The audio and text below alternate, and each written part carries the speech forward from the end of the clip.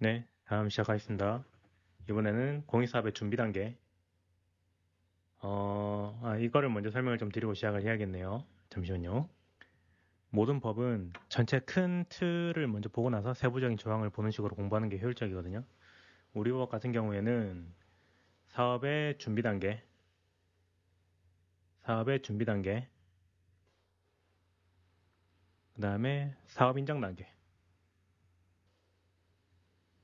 그 다음에 재결, 그 다음에 불복 단계. 이런 전체 프로세스로 만들어져 있어요. 준비 단계는 9조부터 해서 17조까지. 이 준비라고 하는 거는 사업 인정 이전 단계를 의미하는 거거든요. 사업 인정이라는 거는 사업 인정이라는 처분은 말 그대로 사업을 인정받는 거예요. 누구로부터? 국토부 장관으로부터. 니네 사업은 보통 사업이 아니라 공익 사업으로서 인정해 줄 테니까 빨리 효율적으로 진행해라. 그리고 필요하면 내가 너에게 수용할 수 있는 권한을 부여할 테니까 그 수용을 통해서라도 빨리 사업을 진행해서 공익을 달성해라. 공공복리를 증진해라. 라고 인정해주는 게 사업인정입니다. 그래서 사업인정이 있고 나면 사업인정을 바탕으로 뭐 그 중간에 뭐 협의가 있다든지 뭐 협의 등 다른 절차를 거치게 돼요. 그 이후에 협의가 성사가 되면 협의는 계약이거든요. 아무튼 민간인과 사업 시행자 간의 계약에 의해서 뭐 결정이 되고 근데 협의가 되지 않으면 협의는 계약이기 때문에 좀 자율성이 부여가 됩니다. 사업 시행자에게도 그렇고 토지 소유자에게도 그렇고 관계인도 마찬가지고요. 반면 재결은 강제성이 수반되는 거죠. 그래서 협의보다 강제성이 강하게 부여되는 재결 절차가 있고요. 사실 재결 절차에서 우리는 공용 수용의 보통 절차라고 부르거든요. 보통 공용 수용이 이루어지는 절차는 이 재결 단계까지가 끝입니다. 준비, 사업 인정, 재결까지 하면 끝인데 그 재결에 불만이 있는 사람들이 있을 수 있잖아요. 그런 경우에 소송을 하게 되겠죠. 소송이든 뭐 다른 뭐 이의 신청이든 뭐든 있는데 그런 게 적용되는 게 이 불복 절차고요. 우리 법은 크게 하면 준비 단계, 사업 인정 단계는 사업 인정이 20조에 있거든요. 하지만 아무튼 19조에서 뭐 대충 25조 정도까지 하겠습니다. 사업 인정 이후에 일어나는 일은 사업 인정 이후에 재결까지 일어나는 일은 26조부터 쭉쭉쭉 저 뒤에까지 나오고 불복 절차는 83조부터 끝까지 이렇게 우리 법은 이렇게 구성이 되어 있어요. 이렇게 전체 큰 틀을 가지고 수업을 따라가시면 좋겠습니다. 네, 이제 다시 돌아와서 사업의 준비 단계부터 볼게요. 사업의 준비는 첫 번째는 자료조사에서 시작을 하는 거죠. 자료조사. 네, 조사. 자료를 조사하고 해당 토지에 뭐 들어가서 측량도 좀 해보고 이런저런 해서 이제 여기다 사업을 하면 되겠다. 뭐 그런 거를 조사부터 먼저 해야 되잖아요. 근데 그거에 대해서 우리 법의 구조에서 만들어 놓고 있습니다. 먼저 볼게요. 사업 준비를 위한 출입의 허가 등 사업 시행자는 법조문은 끊어가면서 읽는 거라 그랬어요.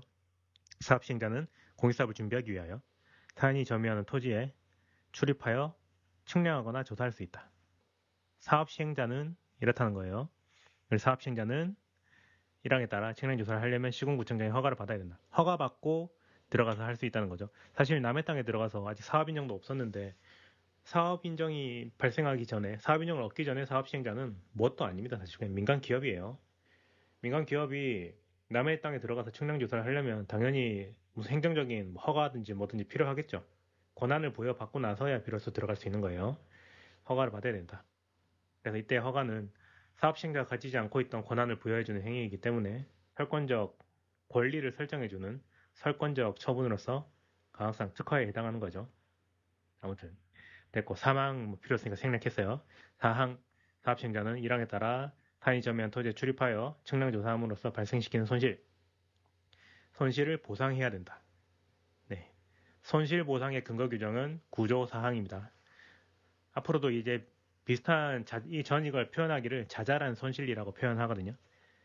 남의 땅에 들어가서 측량 조사를 하다가 어떤 손실이 있겠어요? 뭐 들어가서 측량하다가 뭘 뭐 잘못 밟아서 이상한 소리가 나서 봤더니 땅에 심겨져 있던 뭐 농작물을 내가 밟았다든지 아니면 뭐 하다가 측량하려고 뭐 이래저래 기계 작용을 하다가 뭘 부러뜨렸다 봤더니 뭐 이제 벽이 무너졌다든지 뭐 그런 거 있을 수 있죠. 그런 경우에 발생하는 자잘한 손실을 보상해야 됩니다. 근거 규정은 사항이고요. 손실 보상은 보상이 있으면 한 날로부터 1년 지났거나 발생한 날로부터 3년이 지나면 청구할 수 없다. 1년, 3년이라는 기간이 규정되어 있고요. 이런 거는 저희가 제척기간이라고 부르거든요. 제척기간. 제척기간이라고 하는 건 우리 법에 뒤에도 계속 이런 기간이 나옵니다. 이 제척기간이라고 하는 거는 권리를 부여할 수 있는 기간을 딱 법에 명시를 해놓고 그 명시해 놓은 기간이 지나면 권리 행사의 기회가 소멸될 때 그때 우리는 그 기간을 제척기간이라고 불러요. 예를 들어 우리가 제일 잘 아는 거는 행정소송법에서 제소기간 있잖아요. 항고소송을 제기할 때 특히 취소소송을 제기할 때 제소기간은 처분이 있음을 안 날로부터 90일, 1년 그런 거 있죠. 안 날 90일, 있은 날 1년 뭐 그런 거 있잖아요. 그 기간이 제척기간이에요. 왜냐면 그 기간이 지나면 제소기간이 지나서 소송을 제기할 수 없게 되잖아요. 아무튼 우리 법에 있는 기간들은 거의 다 제척기간입니다. 이 기간이 지나고 나면 보상이 있음을 알았다 하더라도 청구할 수가 없어요. 그리고 6항 사항에 따른 손실의 보상은 협의하에 결정한다. 6항에 따른 이제 7항으로 하면 협의하에 결정하고 근데 협의가 성립되지 않으면 사업시행자나 손실 입은 자는 관할토지수용위원회에게 제의를 신청할 수 있다. 이 7항이 좀 특이한 규정이거든요. 왜 특이하냐면 일반적으로 뒤에 나가서 배우지만 공익사업에 있어서 재결을 해달라고 신청하는 거는 사업 시행자만 할 수 있습니다. 토지 소유자들은 사업 시행자에게 약간 자 다시 소유자, 시행자, 토수위라고 할게요. 토지수용위원회. 소유자가 토지수용위원회에게 직접 재결 신청을 할 수 없습니다. 원칙적으로. 사업 시행자에게만 토지수용위원회에게 재결 신청을 할 수 있는 권한이 우리 법에 그렇게 부여가 되어 있어요. 왜냐하면 소유자는 다수잖아요. 다수. 다수인 소유자들이 개개인이 토지수용위원회한테 재결 신청을 다 하게 되면 토지소유자 숫자만큼 재결이 나가게 될 거예요. 재결도 처분인데 아무튼 뭐 이래저래 행정적으로 복잡하고 뭐 그런 게 있습니다. 그래서 우리 법에서는 공익사업의 효율적인 수행을 위하여 사업 시행자에게 그러니까 굳이 따지면 창구를 단일화 시켜놓은 거예요. 원칙적으로는 사업 시행자에게만 토지수용위원회와 소통을 할 수 있게 정확한 소통이라고 하긴 좀 그렇지만 아무튼 재결을 해달라고 요구할 수 있는 권한은 사업 시행자에게만 부여해놓고요. 다수인 토지 소유자나 관계인은 사업 시행자에게 요청을 하는 거예요. 야, 너랑은 말이 안 통하니까 네가 제시하는 그 금액에 도저히 만족할 수 없으니까 우리 그냥 전문가인 토지수용위원회한테 해달라고 하자. 너랑은 못하겠다. 라고 재결 신청을 할 것을 요구할 수 있습니다. 다시 사업 시행자가 재결 신청을 하는 거예요. 그리고 토지 소유자나 관계인은 시행자에게 재결 신청하라고 요구할 수 있습니다. 그걸 우리는 재결 신청의 청구라고 불러요. 뒤에 우리 법에 뒤에 나옵니다. 아무튼 이게 원칙인데 소유자는 토지수용위원회에게 재결 신청을 할 수가 없는데 예외적으로 구조 7항에서는 사업 시행자는 관할토지수용위원회에게 재결 신청을 할 수 있다. 그리고 손실을 입은 자는 관할토지수용위원회에게 재결을 신청할 수 있다. 네, 특이하죠. 자잘한 손실 같은 경우에는 우리 법에서 만들어놨습니다. 법인이 정해놓은 절차에 따라서 재결 신청을 직접 할 수 있다. 제가 밑에 시행령에서 이제 재결 신청할 때 어떤 내용들을 담아야 되는지 간단하게 실어놨는데요. 이건 좀 이따가 보고 토지 소유자 등이 직접 재결 신청을 할 수 있는 경우가 제 자잘한 손실이라고 한다 그랬죠. 11가지가 있습니다. 우리 법에서 규정된 게 쭉 11가지가 있는데 다음에 살펴보고요. 조금 눈여겨볼 만한 거는 네, 여기까지 1에서 9까지 제가 이 넘버링을 잘못했네. 8이 9고 10이고 11이죠. 아무튼 요 위에까지 첫 번째에서 9번째까지는 구조 5항부터 7항, 구조 6항, 7항이 적용이 돼요. 근데 밑에 두 가지, 10번째 11가지는 79조랑 80조는 네, 80조가 적용된다. 나중에 저 해당 조문 갈 때마다 제가 설명을 드릴 거예요. 아무튼 자잘한 손실에 대해서는 토지 소유자나 관계인이 직접 재결 신청을 할 수 있다. 근데 여기에 명시된 것 말고는 전부 다 사업 시행자만이 재결 신청을 할 수 있다. 네, 그렇습니다. 읽어보시고 읽어볼게요. 여기 이걸 볼게요. 손실보상의 재결을 신청할 때 막무가내로 그냥 재결해달라고 요구하는 게 아니고 명시해야 되는 게 있어요. 명시. 구조 7항에 따라 재결 신청을 하는 자는 국토부령으로 정하는 손실보상 재결 신청서. 이 재결 신청서는 우리 시행 규칙에 나와 있습니다. 거기에다가 이거를 기재를 해서 토지소유위원에게 제출해야 된다. 어떤 내용이냐? 재결의 신청인 그리고 상대방 공익사업의 종류 및 명칭 이게 우리 법 4조에 나와 있는 그 사업이어야 하고요. 손실 발생 사실을 명시해야 됩니다. 어떤 손실이 발생했는지 그리고 손실 보상액이 내가 실제로 손실이 발생했는지 안 했는지 그 손실이 발생한 금액이 얼마인지는 정확하게 물론 알겠지만 이 사람이 손실을 입었다고 주장하는 사람이 말하는 손실 보상액이 있는 거죠. 근데 그 금액이 정당한 금액인지를 토지소유위원회가 재결해서 판가름을 해주는 거고요. 그리고 빠지면 안 되는 게 협의의 경위. 협의를 했는지 안 했는지 뭐 그런 거. 이게 반드시 들어가야 됩니다. 협의의 경위. 왜냐하면 우리 법에서 위에 7항 보세요. 6항에 따른 협의가 성립되지 아니하면 재결을 신청할 수 있다. 재결을 하기 전에 무조건 협의를 거쳐야 된다. 그런 거예요. 대충 어떤 규정인지 아시겠죠? 사실 구조는 자체로 뭐 타인 토지에 들어가서 출입 측량 조사 뭐 하는 그런 행위인데요. 이 자체가 중요하다기보다는 구조 5, 6, 7항이 뒤에 나오는 이 밑에 세 가지 1년, 3년 손실보상 협의하고 협의 성립 안 되면 재결 신청할 수 있고 손실 입은 자도 역시 재결 신청할 수 있고 그리고 뒤에 나오는 자잘한 손실보상을 할 때 이 세 가지가 거의 다 준용이 되더라. 준용이 아니라 적용이 되더라. 네, 그런 측면에서 더 중요한 겁니다. 그리고 뭐 우리 뭐 그런 거 있죠. 이 구조에 우리는 타토출이라고 부르잖아요. 타인 토지의 출입 측량 조사. 타토출이 뭐 권력적 사실행위이니 뭐 그런 쟁점이 있잖아요. 저는 그거는 글쎄 이게 나올 수 있는 쟁점인가 싶어요. 사실은 아무튼 그렇습니다. 그런 것도 문제가 현실에서 문제가 되어야 네, 판례가 나오고 우리 시험에 나오는데 현실에서 문제가 안 되는데 굳이 그렇게 공부를 할 필요가 있나 저는 싶습니다. 판례 볼게요. 관련된 판례. 사업의 준비 과정에 손실 입은 자가 행정소송을 청구하는 경우 토지수용위원회 재결을 거쳐야 된다.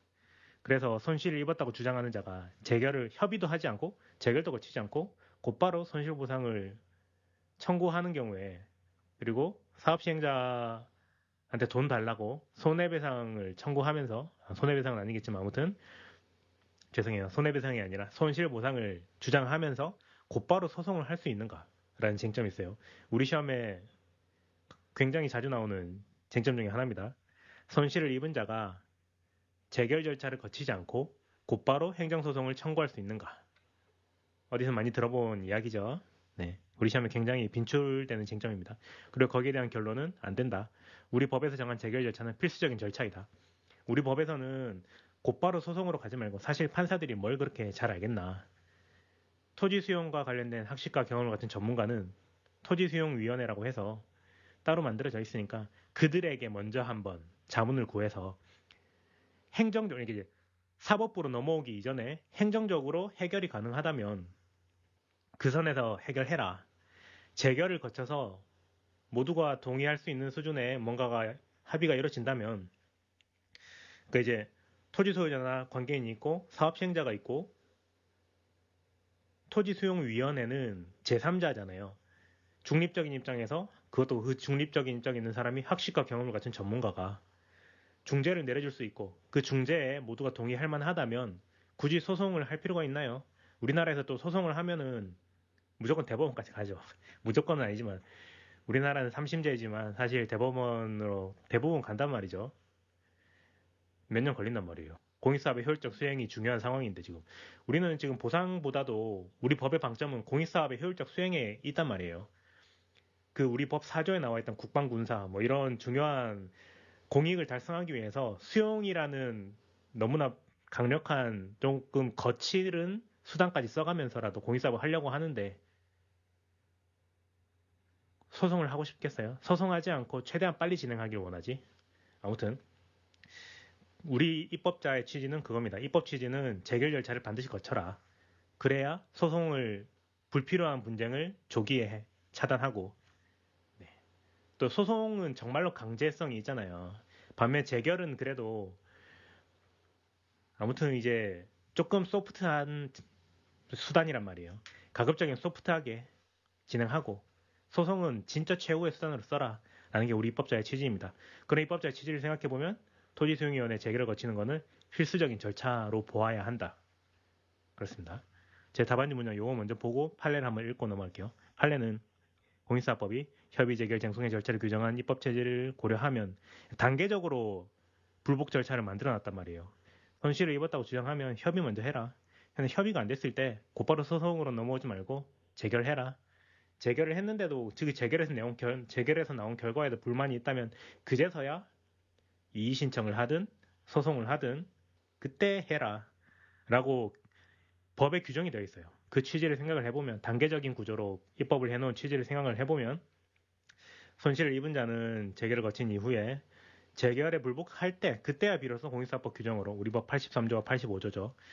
거기에 따라 권리구제를 받을 수 있을 뿐이지 이러한 재결 절차를 거치지 않고 곧바로 사업시행자를 상대로 손실보상 청구를 할 수는 없다라고 판시했어요. 이 손실보상 청구를 할 수 없다라는 건 소송을 통해서입니다. 네, 이게 우리가 실제로 답안지에다 쓰게 될 판례의 내용이고요. 근데 이렇게 다이제스트 하기 전에 요약하기 전에 판례를 한번 살펴보면 공공사업의 시행자 또는 기업자 과거 옛날 공투법에는 기업자라고 되어 있었어요.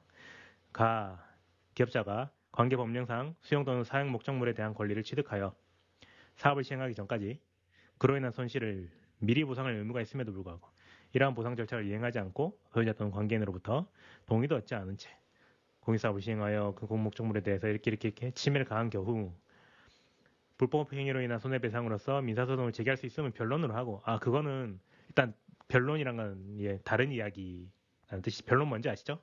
아무튼 그거는 다른 문제고 이 경우에 손실을 입은 자가 있겠죠. 그런 손실을 입은 자는 법상의 관련 규정이 정하는 바에 따라서 직접 재결 신청을 하고 그에 대한 재결 및 불복 절차를 거친 그 다음에야 소송을 제기할 수 있는. 네, 그렇습니다. 예전은 공투법에서는 불복 절차 이의 신청을 말하는 거거든요. 구공투법에서는 이의 신청을 무조건 거친 다음에야 행정소송을 할 수 있다고 규정이 되어 있었어요. 그래서 이건 99년도 이제 공투법 시절의 판례란 말이에요. 아무튼 그렇고요. 이제는 법이 바뀌어서 이의 신청 거치지 않고 곧바로 소송을 할 수는 있습니다. 그래서 재결 절차를 거친 다음에야 행정소송을 제기할 수 있다. 그래서 저는 이제 재결 절차를 거치지 않고 곧바로 사업시행 이렇게 판시하였다. 저는 이렇게 요약을 했습니다. 그렇다. 우리는 공익사업법 9조 6항 7항에 나오는 협의와 재결은 필수적인 절차이다. 여기까지가 핵심이었고요. 10조 출입의 통지. 남의 땅에 들어가려면 또 통지를 해야 되는데 한번 읽어보시고 굳이 필요는 없고요. 11조 우리 권력적 사실행위 줄여서 권사라고 부를게요. 권력적 사실행위가 뭔지 아시죠? 사실행위인데 제가 지금 뭐 사실행위와 법률행위를 설명하고 싶지만 안 할게요. 아무튼 사실행위는 그 자체로 있는 할게요 그냥. 법률행위는 그 행위를 했을 때 그 결과로서 권리나 의무의 변동이 발생할 때 그걸 우리는 법률행위라고 하고요. 그거와 반대되는 게 사실행위입니다. 사실행위는 권리나 의무의 리가 아니죠. 의무죠. 권리나 의무의 변동이 없을 때, 그 행위가 있었을 때, 그 행위로 인해서 권리나 의무의 변동이 없을 때, 그걸 우리는 사실행위라고 합니다. 예를 들어 남의 땅에 들어가서 측량 조사하고 나왔을 때, 조금 탐탁진 않을 수 있지만, 측량 한번 하고 갔다고 해서 뭐 내 땅값이 뭐 바뀌나요? 물론 현실에서는 바뀔 수 있어요. 누가 와서 막 설치고 다니면 개발되나 보다 하면서 웅성웅성 하면서 딴 값이 막 네, 아무튼 거품이 낄 수도 있지만 그거는 뭐 법적인 내용이 아니잖아요. 우리는 법적으로 항상 판단을 하는 거예요. 뭐 측량을 하고 갔다고 해서 뭐 인허가가 곧바로 내려지는 것도 아니고 아무튼 측량, 조사하는 행위 자체는 사실행위예요. 조사하고 갔다고 해서 뭔가 바뀌는 건 아니란 말이에요. 그런데 우리 법 11조에 나와 있는 토지 점유자의 인용 의무라는 규정 때문에 그 사실행위가 단순한 사실행위가 아니게 되는 거예요. 사실행위임에도 불구하고 어떠한 의무가 발생해버린다. 그러면 더 이상 우리는 사실행위이지만 일반적인 사실행위로 취급할 수 없고 권력적 사실행위라고 부르자. 사실행위라는 건 부인할 수 없어요. 근데 일반 사실행위랑은 다르게 권력적인 사실행위다. 상대방에게 의무가 부과되는 권력적인 사실행위다. 그러니까 우리는 이런 걸 권력적 사실행위라고 부르고 좀 일반적인 사실행위랑 다르게 취급하자. 네, 이게 처분이죠, 결국. 소송법상의 개념으로 처분이 되고 여기에 불만이 있으면 항고소송이 가능해지고 뭐 이런 식의 프로세스가 되는데 여기까지만 하겠습니다. 우린 법조문과 판례 강의니까 지금. 아무튼 그렇거든요. 보면 토지 점유자는 정당한 사유 없이 사업시행자가 10조에 따라 통지하고 출입 측량 또는 조사하는 행위를 방해하지 못한다. 인용 의무라고 되어 있죠. 의무에는 제가 계속 기본 강의 해야 되는 내용을 지금 설명을 하고 있네요. 여기까지만 하고 이제는 좀 안 하겠습니다. 의무라고 하면 수인 의무, 인용 의무라고도 부르고요. 받아들여야 되는 의무를 참고 받아들여야 되는 의무, 그런 걸 수인 의무라고 합니다. 이런 게 있고요. 급부 의무라는 게 있고요. 급부라는 건 이제 돈을 뭐 세금을 내야 된다든지 그런 거 급부 의무라고 하고요. 자규 의무라는 게 있습니다. 자규 의무는 해야 되는 의무. 예를 들어 뭐 철거 명령을 받았으면 건물을 철거해야 되는 의무가 생기죠.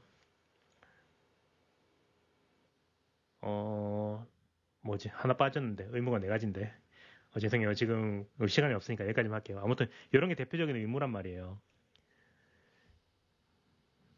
이런 의무인데 일법 11조에 따라서 11조에 의해서 타인 토지에 들어가서 측량 조사하는 행위는 권력적 사실행위가 되고 처분성이 인정되고 항고소송이 가능해진다. 네, 그렇습니다. 사실행위와 법에 나와 있는 의무 규정이 결합하여 권력적 사실행위가 된다. 그런 거고 12조로 갈게요. 장애물 제거 등.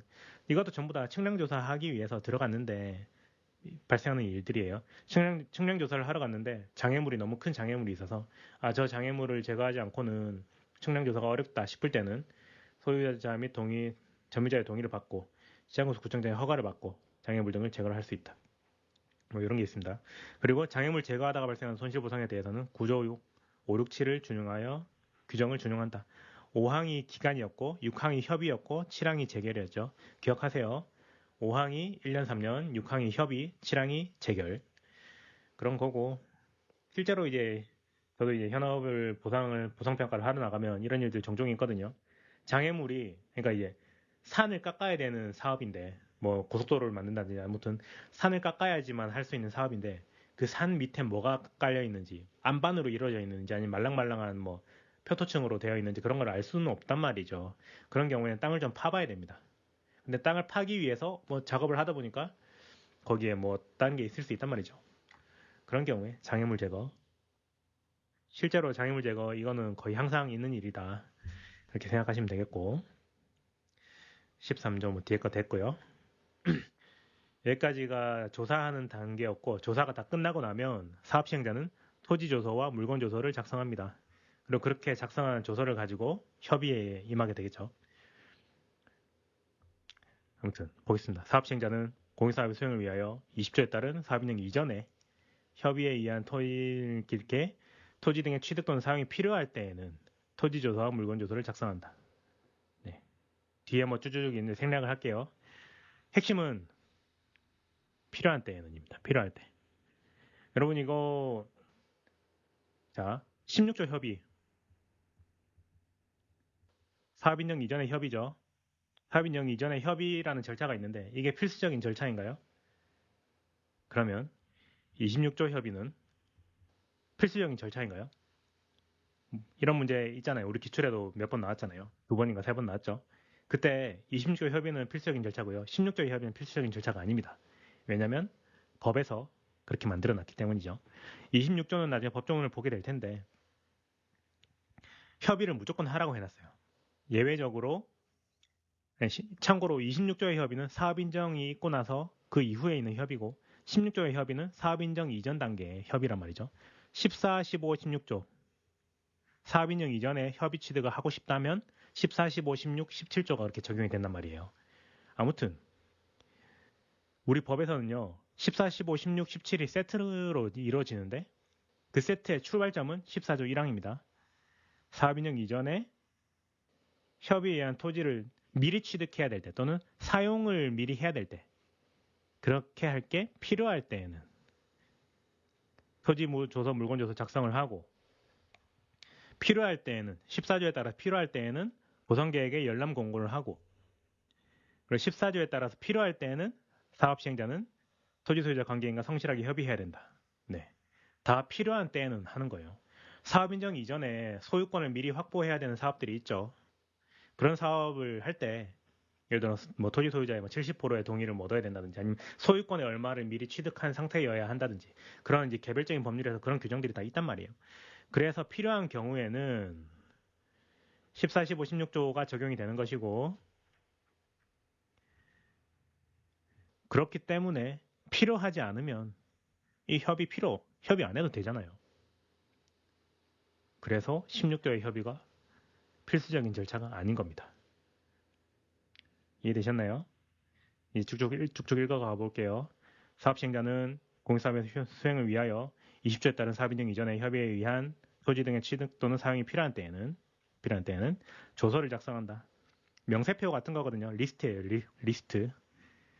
그래서 그냥 사업 시행자가 쭉 리스트를 작성을 해서 협의에 임하게 됩니다.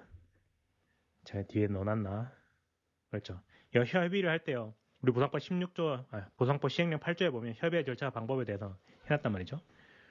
좀 나중에 시간 될 때 읽어보세요. 보시면 이런 내용들을 미리 협의 기간, 장소, 방법, 보상의 시기, 방법, 절차 및 금액, 계약 체결에 필요한 구비서류. 자, 이런 것들을 미리 보상 협의 요청서에다가 이런 사항을 적어서 토지 소유자 및 관계인에게 통지를 해야 돼요. 그러면 그 통지를 받고 나서 소유자와 관계인이 그 통지를 받고 나서 상식적으로 생각을 해보자고요. 사업 시행자가 상대적으로 사업에 대한 정보도 많고 좀 더 이제 자금력도 풍부하고 그렇잖아요. 토지 소유자와 관계인은 상대적으로 약자잖아요. 정보도 부족하고 굳이 아무튼 그런 상황에서 둘이 제로 베이스에서 협의를 하라고 하면 너무 소유자와 관계인에게 불리하죠. 그래서 우리 법에서는 사업 시행자가 협의를 그냥 니네들끼리 바로 협상 테이블을 만들어서 협의를 하지 말고 미리 사업 시행자가 토지 소유자나 관계인에게 미리 알려주고 협의를 할 것이고 우리가 하고 있는 사업은 이런 사업이고 그러니까 지금은 이제 사업 인정 이전 단계니까 우리가 하려고 준비하는 사업은 이런 사업이고 이러이러하게 사업 구간이 설정되어 있고 대충 요 정도 해서 보상 금액을 추정하고 있습니다. 그런 상태에서 우리와 협의를 좀 합시다. 라고 통지를 하는 거예요. 통지라는 절차는 미리 알려주는 거거든요. 그리고 통지는 미리 알려주는데 단순히 정보 전달로 끝나는 게 아니라 의견 제출. 상대방에게 의견을 제출하라는 의미의 통지예요. 네, 우리 행정절차법에도 나오는 뭐 사전 통지 그런 거 나오죠? 사전 통지 이유 제시 뭐 그런 거 나오잖아요. 통지라는 건 그냥 정보 전달로 끝나는 게 아니라 상대방으로부터 의견을 듣기 위해서 하는 것이다. 그렇게 생각하시고요. 아무튼 이렇게 통지를 하면 이런 내용들을 다 담아서 협의에 임해야 되는데 그 출발점이 조서 작성인 거예요. 리스트를 처음에 토지조서 물건 조서를 작성을 해서 소유자와 관계인이랑 협의를 시작하고 근데 협의를 하다 보니까 이래저래 하다 보니까 이거 목록이 좀 잘못된 것 같은데 목록에 빠진 게 있는 것 같은데 예를 들어 우리 실제로 현장을 나가보면요 지작물 리스트가 쭉 있는데 꼭 나오는 게 분묘 같은 거예요. 분묘가 우리 사업 시행자가 알지 못했던 연고가 없는 무연 분묘 같은 게 한두 개씩 무조건 나오거든요. 무조건까지는 아니지만 지방에서 하다 보면 나옵니다. 경기도까지만 해도 이런 일이 잘 없는데 지방으로 가면 그렇게 있어요. 아무튼 하다 보면 이 리스트는 얼마든지 수정이 가능하거든요. 하지만 일단 협의를 하기 위해서 사업 시행자는 조서를 작성한다. 그렇게 작성된 조서에 대해서 관련 판례를 보면 토지조서와 물건조서 작성상의 하자의 효과는 작성하는 과정에서 서명 날인 같은 거 받아야 되거든요.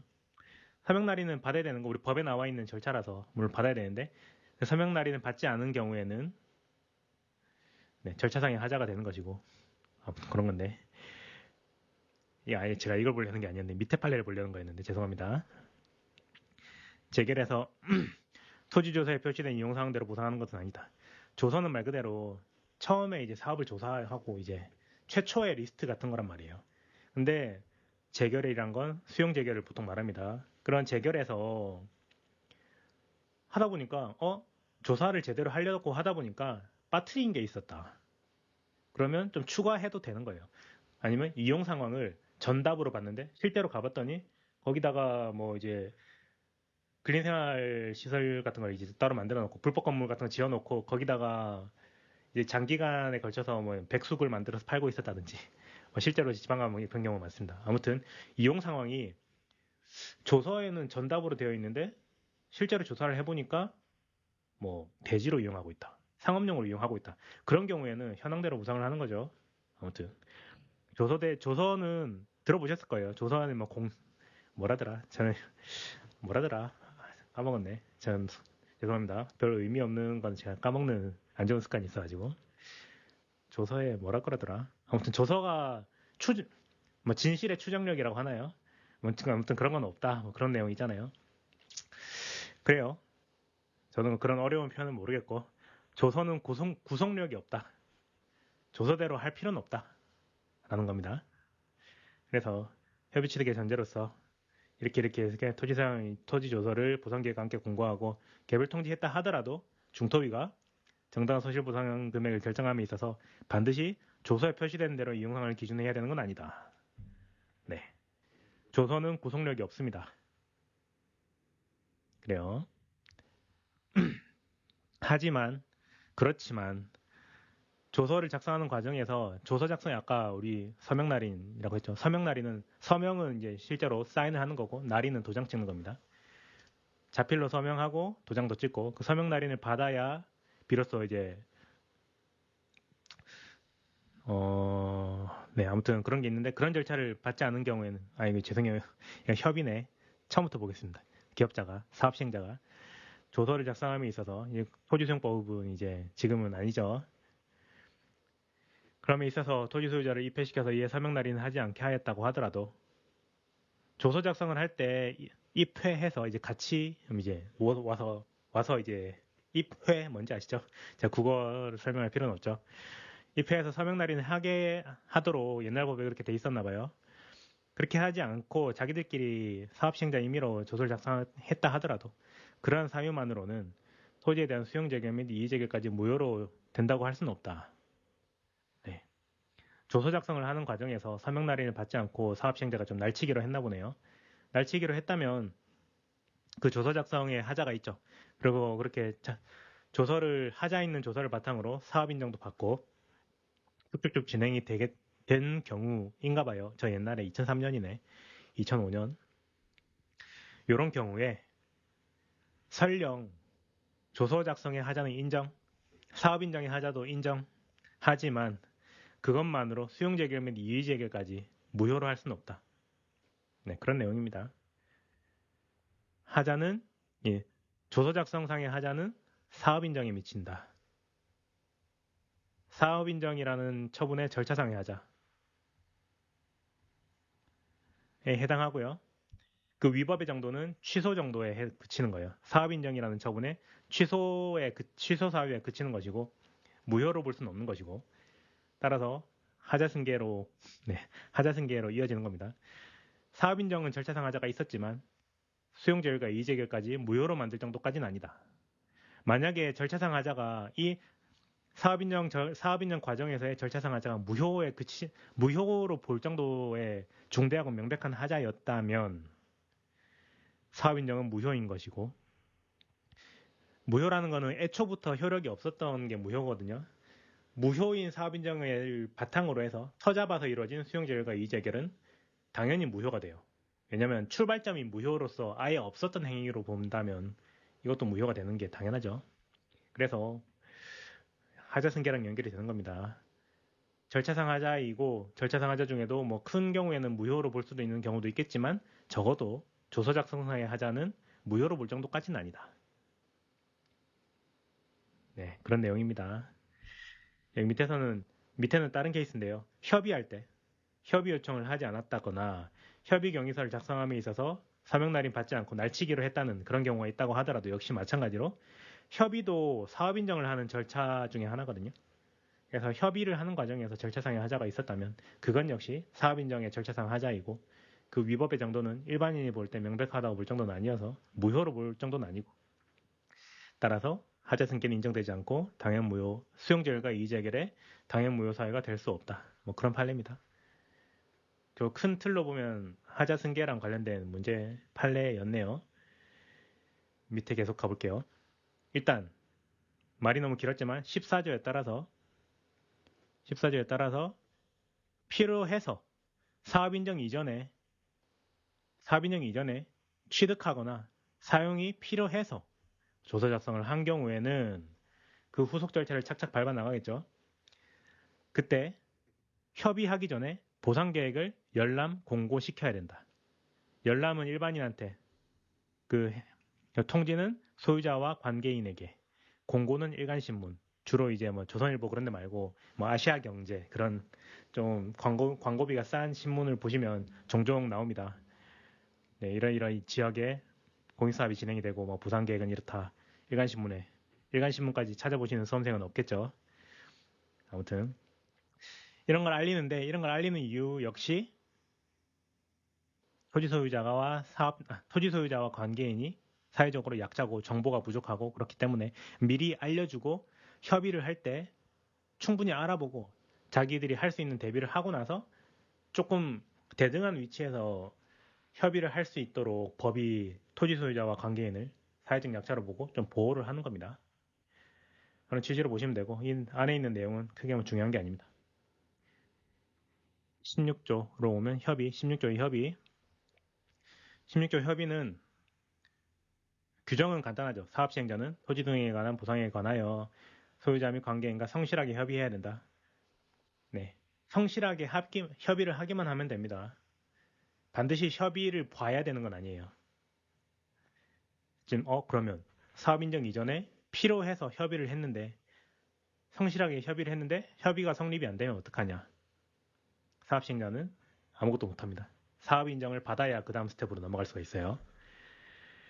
그렇고 협의할 때 어떤 내용을 협의해야 되냐? 이런 내용들입니다. 협의의 일시, 장소, 방법, 대상 토지의 소재지 이런 것들, 물건의 종류 이런 것들, 조서에 들어가는 내용들이죠. 그리고 소유자 및 관계인의 성명 이런 거, 그리고 토지 소유자 및 관계인의 구체적인 주장 내용에 대한 사업 시행자 의견, 그 밖에 협의와 관련된 사항들을 협의 경위서에 충분히 그 사유를 기재할 정도로 성실하게 협의를 하면 됩니다. 네, 그런 거예요. 우리 법에서 아까 16조에서 성실한 협의라고 했잖아요. 그 성실한 협의란 게 뭐냐? 요 정도 사항들을 명확하게 기재할 수 있을 정도로 협의하면 된다. 다르게 말하면 사업 시행자 이거와 관련된 것들을 미리 다 준비해서 협의에 1번, 2번, 3번에 해당되는 내용들을 미리 통지를 해서 협의를 하고 이제 거기서 협의하는 과정에서 주장이 되는 게 있었으면 그걸 다 이제 협의 경위서에다가 실어서 해야 된다. 이 정도 해야 협의가 성실하게 이루어진 것이고 이 정도 하지 않고 협의 경위서가 작성되고 그 다음 스텝인 뭐 재결 신청이나 이런 걸로 넘어간다고 하면 그때 우리는 협의에 절차상 하자가 있었다라고 보는 겁니다. 여기까지 16조의 협의였고요. 밑에 관련된 판례들 보겠습니다. 관련 판례. 협의 기간 만료 전에 작성된 협의 경위서도 유효하다. 보겠습니다. 토지소유법 시행령 여기 옛날 법이죠.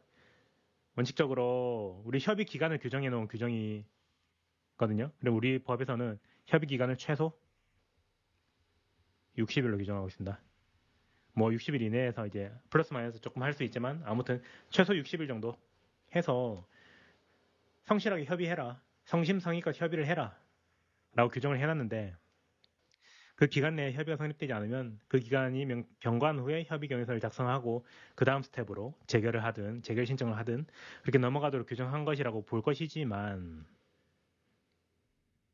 이거 87년도 예전 판례지만 여전히 통용되는 논리입니다.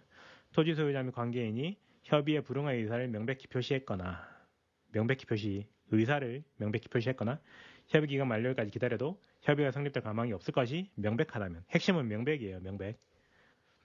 명백하다면 협의 기간 만료되기 전에 협의 경위서가 작성되었다 하더라도 이를 잘못이라 할 수 없다. 네. 상식적으로 납득할 만하죠. 답안지 문장으로 정리하면 판례는 상대방이 이렇게 했을 때 의사를 명백히 그리고 성립되지 않을 것이 명백한 경우 이런 경우에는 협의 경위서가 유효하다. 따라서 그 이후에 이루어지는 절차는 문제가 없다.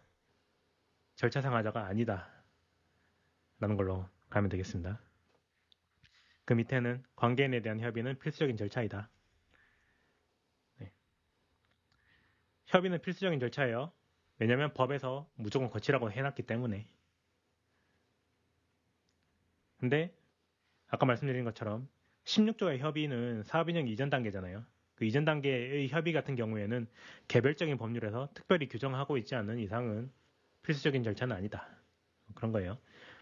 근데 이제 협의를 필수적인 절차로 규정해 놓은 입법 취지는 뭐냐면 관계인으로 하여금 토지 소유자나 관계인으로 하여금 당해 협의 절차에 참여하여 자신의 권리를 스스로 행사할 수 있는 기회를 부여함으로써 그와 같은 토지 수용으로 인해서 불측에 예상하지 못한 손해를 입지 않도록 예방할 뿐만 아니라 협의가 성립되지 않아서 수용 재결로 나아가는 경우에 뭐 이러이러한 기회를 미리 제공함으로써 당연히 인정되는 권리 행사의 실효성을 보장하기 위한 것이다.